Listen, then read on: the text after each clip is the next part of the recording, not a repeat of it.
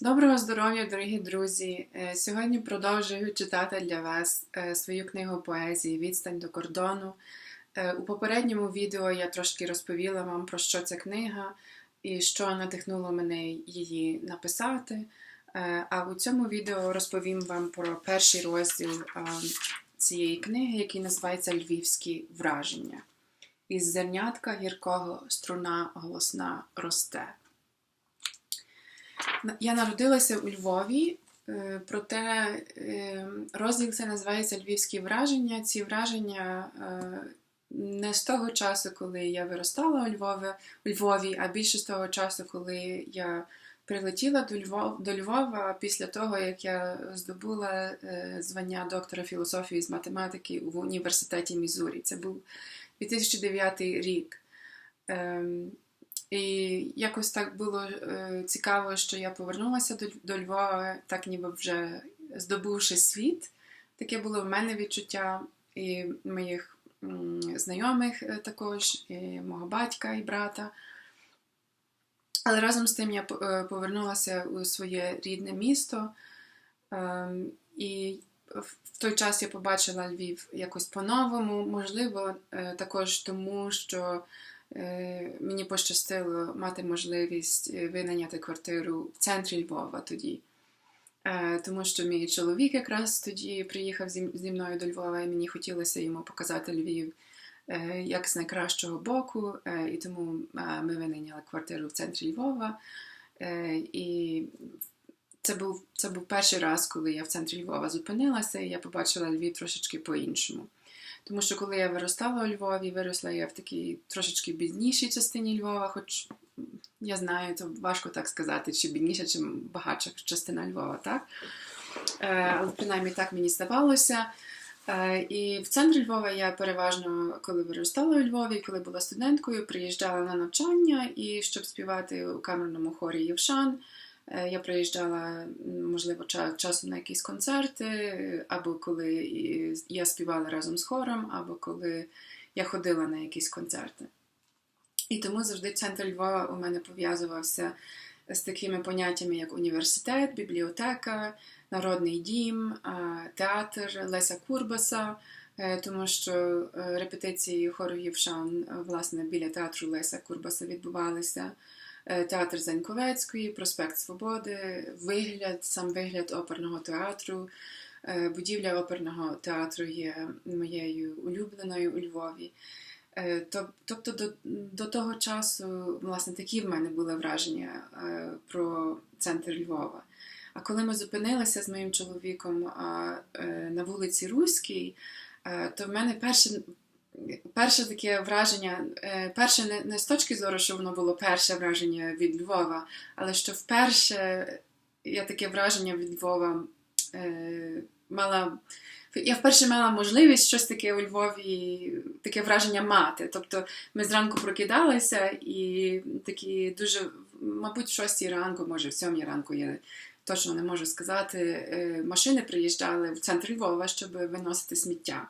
Звичайно, я ніколи в центр Львова так рано не приїжджала до того, і тому це було нове враження.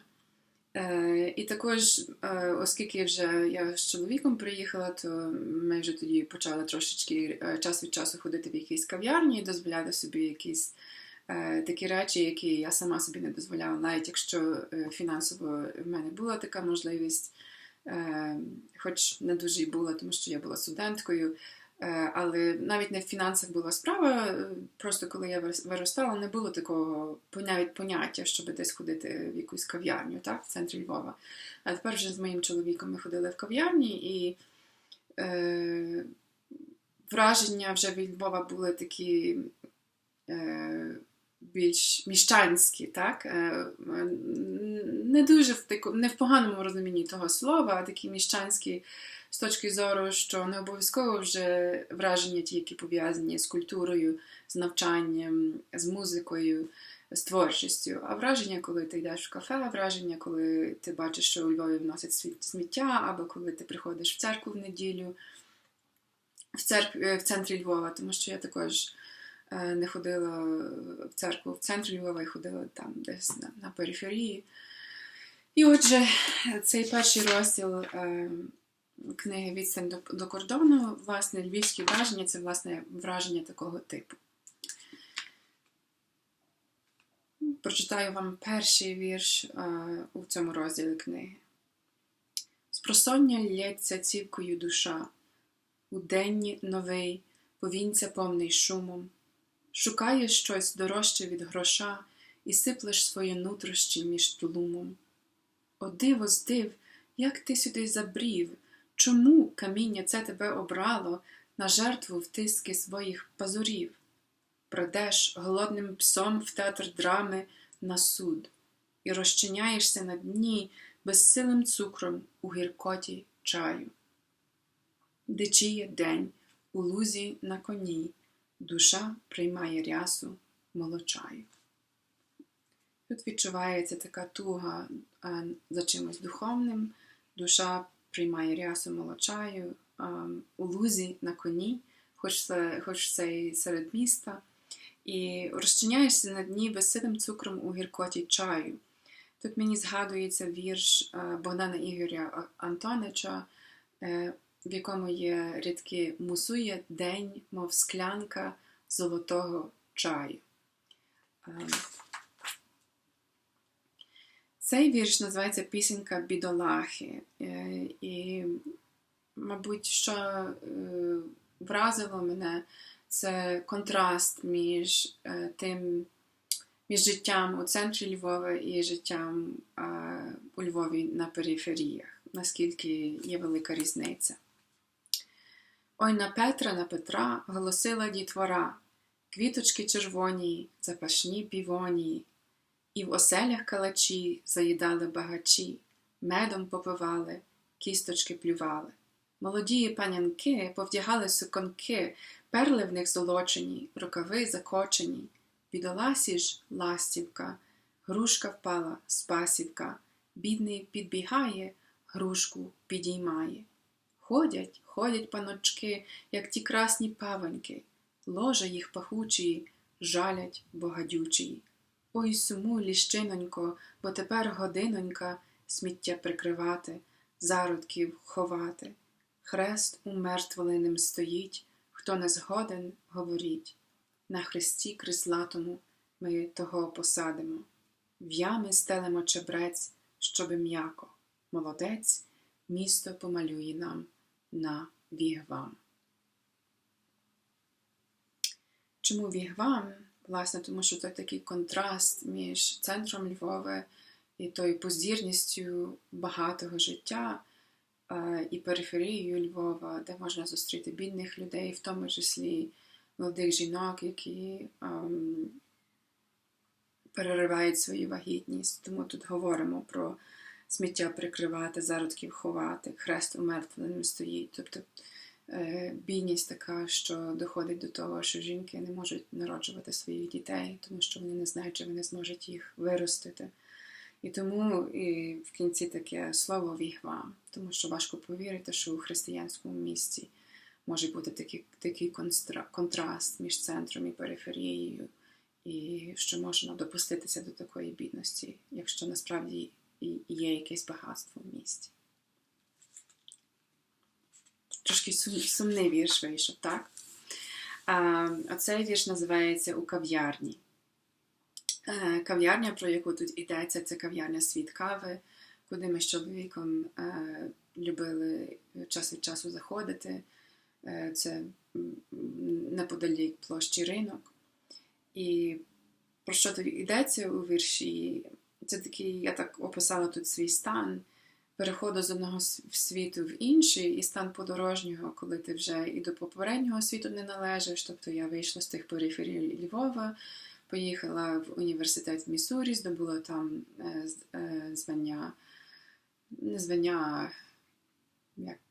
звання доктора філософії з математики. Повернулася до Львова, і вже тепер я у центрі Львова, але насправді я вже до попереднього того старого свого світу не належу.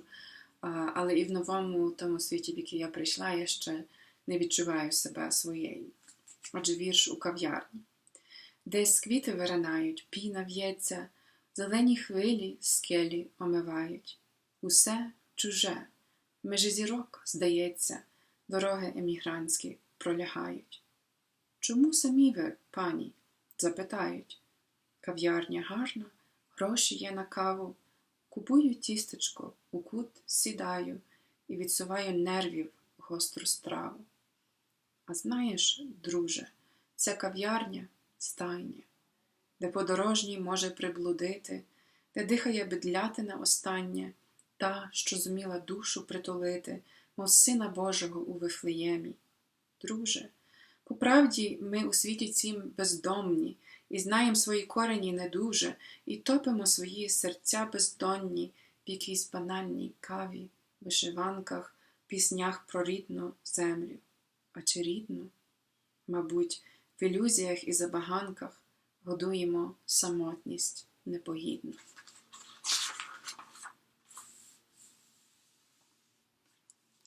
Цей вірш називається «В неділю».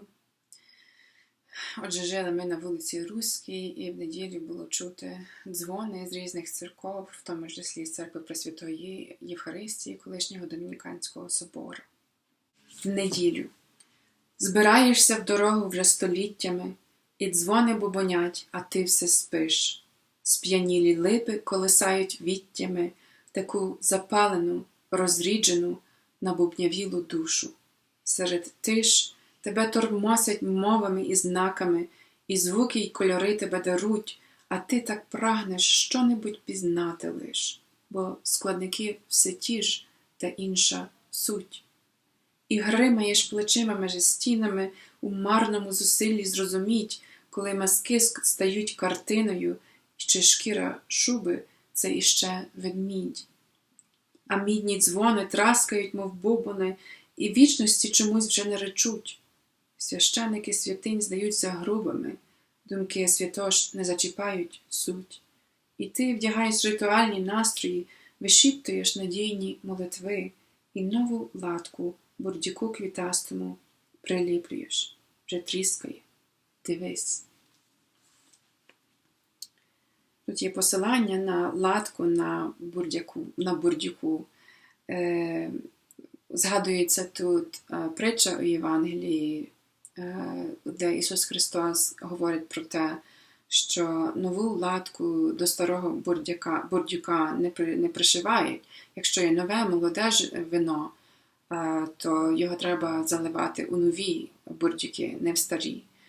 І, власне, тут є таке відчуття, що не тільки і моє життя змінюється, і не можна якось його вливати у ті самі старі форми, а і у Львові якось щось повинно змінитися, оскільки є такий сильний контраст між центром Львова і периферією, і що та нова зміна, якою б вона не була, та нова зміна неможливо її буде влити в якісь ці старі форми.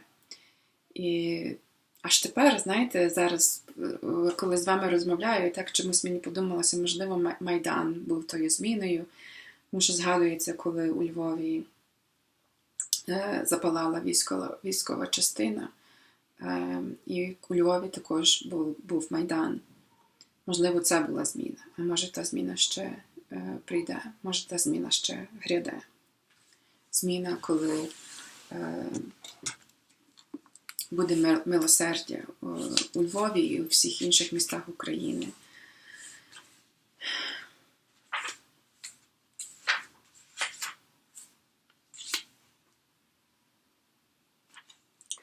Чомусь не спиться, забрела душа у стан творіння, сутності і мови.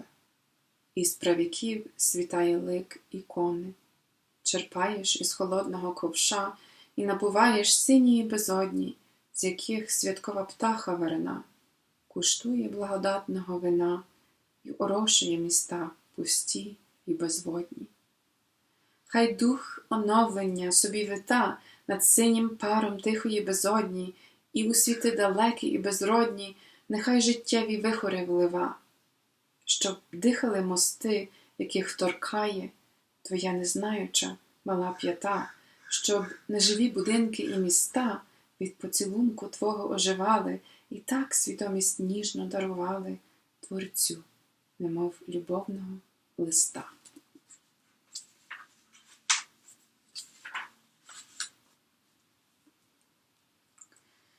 Я безсила перед тобою, мій кобзарю, ти узяв мене в руки і крашиш балад в огні, і мережиш звуки у втомі і напівсні, і викочуєш душу, мов яблуко з печі жару.